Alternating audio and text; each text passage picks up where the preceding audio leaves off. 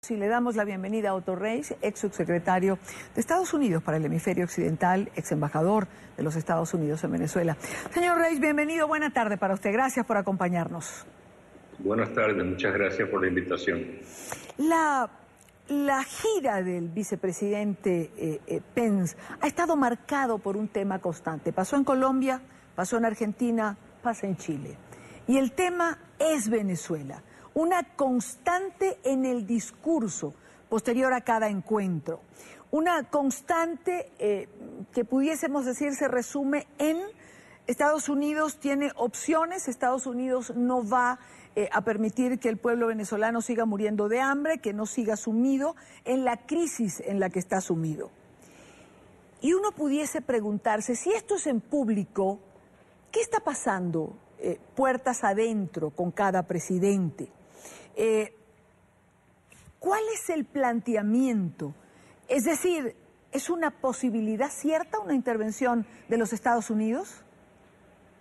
No, claro que no es posibilidad cierta, es una opción, como dijo el presidente de los Estados Unidos. Me imagino que el vicepresidente le está preguntando a los presidentes con quien se ha reunido que si ellos tienen otras alternativas, porque una cosa es que se pronuncien en contra de una opción militar, como lo han hecho.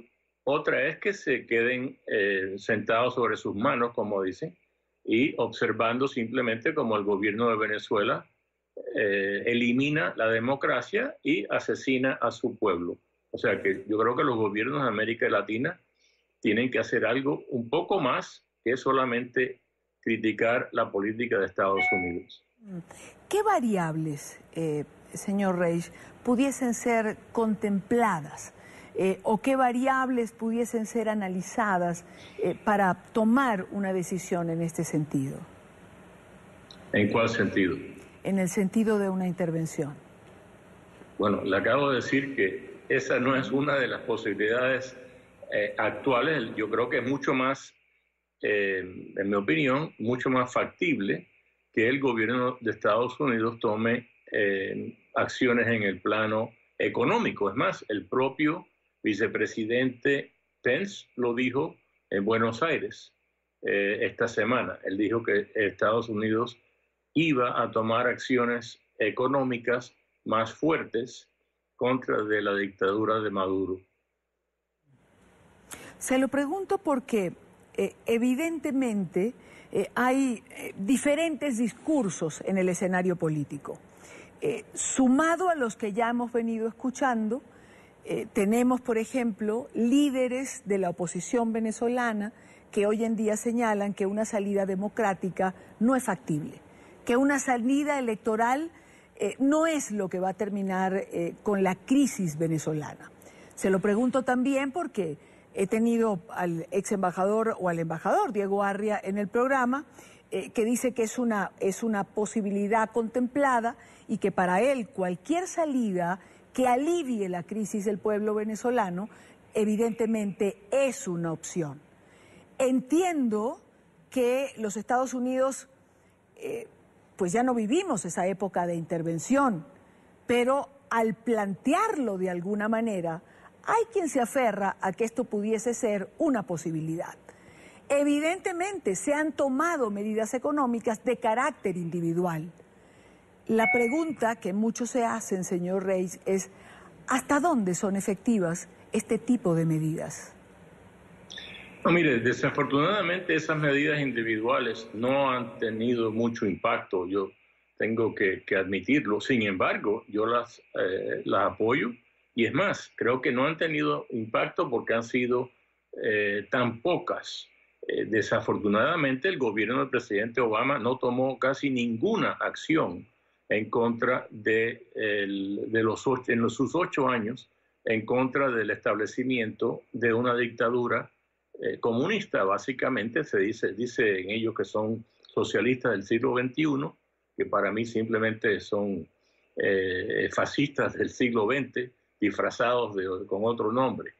Pero el presidente Obama no hizo nada. Entonces el presidente Trump, cuando digo no hizo nada, digo, creo que fueron una docena de personas que fueron sancionadas. Desde entonces se han incrementado las sanciones individuales, pero no son suficientes. Yo creo que tiene que haber otra manera de que los países de la región, no solo Estados Unidos, nuevamente, tomen acción para evitar que se establezca en Venezuela un régimen comunista, dictatorial, militar, no solo antiamericano, pero antidemocrático, y que contribuya a la desestabilización de la región. Creo que eso lo ha sentido Colombia, sin duda. El gobierno de Chávez y el gobierno de Maduro han apoyado a la violencia en Colombia. Y si logran estabilizarse, estabilizar esa dictadura en Venezuela, les aseguro que la intervención en Colombia va a continuar. La declaración de Lima pudo ser un buen ejercicio de lo que los países de la región, de las posiciones que los países de la región pueden asumir frente a Venezuela. ¿Puede ser un antecedente a implementar la Carta Democrática finalmente en la OEA?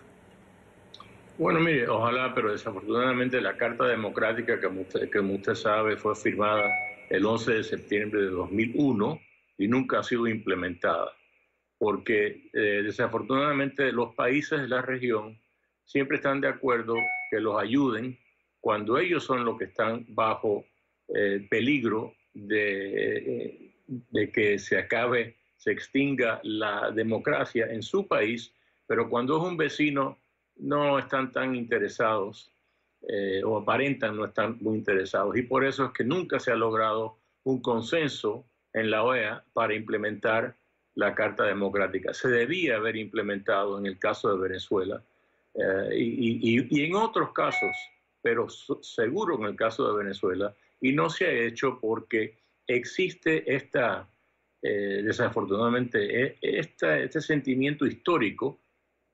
Al igual que usted dice que ya los tiempos han cambiado y ha pasado la era de las intervenciones americanas, pero mucha gente todavía está en el siglo XVIII y XIX cuando hablan de la soberanía, ¿no? Hay que defender la soberanía, cuando en muchos casos la soberanía es simplemente una excusa por parte de dictadores para matar a sus ciudadanos y para acabar con la democracia en sus países.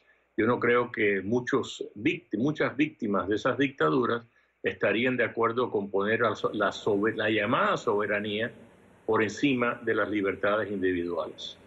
Lo que nos lleva, señor Reich, al escenario interno, a un problema que tiene que ser resuelto pues, por los propios ciudadanos del país, que finalmente son los que tienen que buscar esta salida. Sí, sí pueden. Exactamente, sí pueden. Muchos piensan que no pueden. Más de 3 meses de protestas, más de 130 muertos, pero con una presencia constante en la calle. Se instala la constituyente y la oposición decide participar en un proceso electoral regional, lo que evidentemente ha creado malestar interno y ha enfriado la calle, como bien se dice.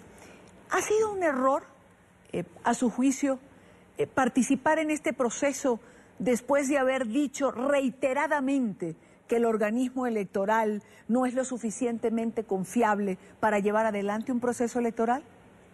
Bueno, permítame discrepar un poquito. Usted dice que la oposición ha decidido participar en esas llamadas.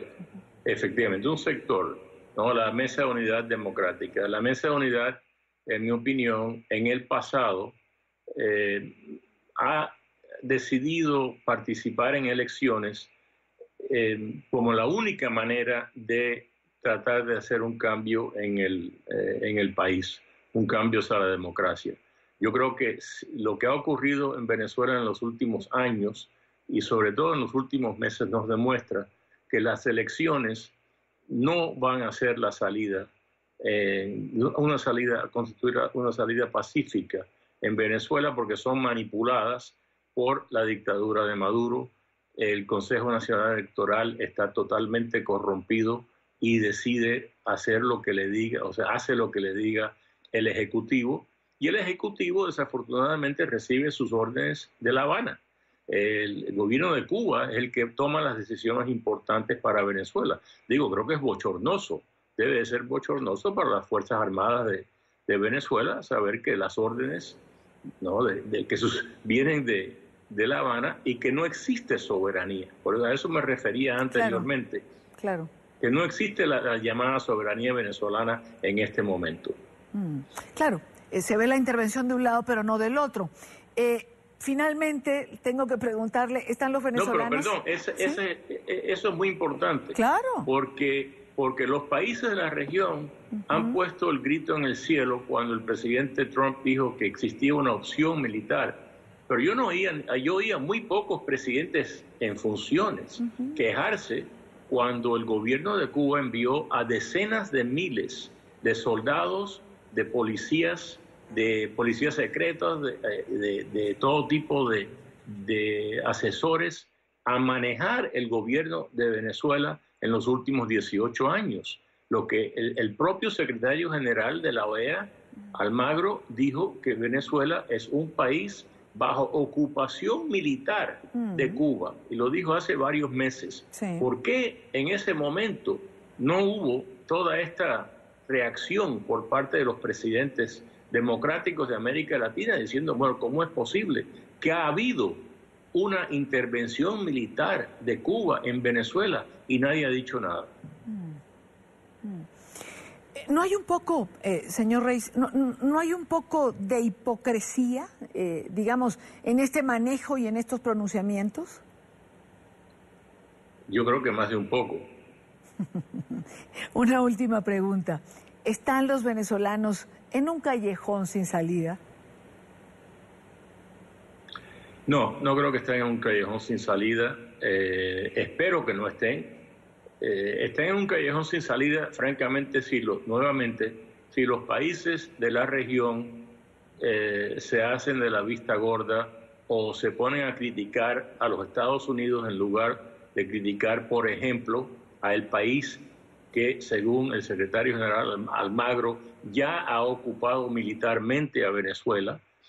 ¿Por qué no critican los presidentes de la región esa ocupación militar en Venezuela hoy en día? Yo creo que el pueblo de Venezuela necesita el apoyo, pero un apoyo bien alto, a voces altas, de los presidentes democráticos de América Latina.